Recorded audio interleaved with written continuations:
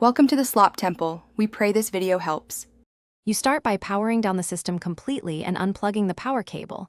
This prevents live current while you work. Once done, open the case and ground yourself. Use a wrist strap or touch the metal chassis to avoid static discharge. Next, inspect the GPU area. Identify the PCIe slot latch and the GPU's 6/8-pin power connectors. Make sure you understand which clips and screws hold the card. This knowledge prevents forcing parts and damaging the slot or card.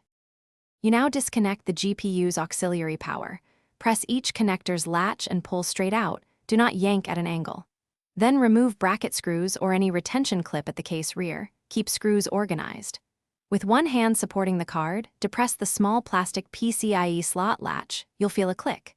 Make a slow, controlled backward pull with a slight rocking motion. This frees the gold fingers without bending the board.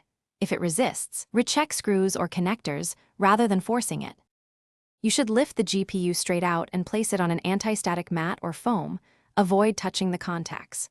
Once removed, inspect the PCIe edge and the motherboard slot for dust, debris, or bent contacts.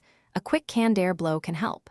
If you plan to reinstall, clean contacts gently and ensure the slot latch moves freely.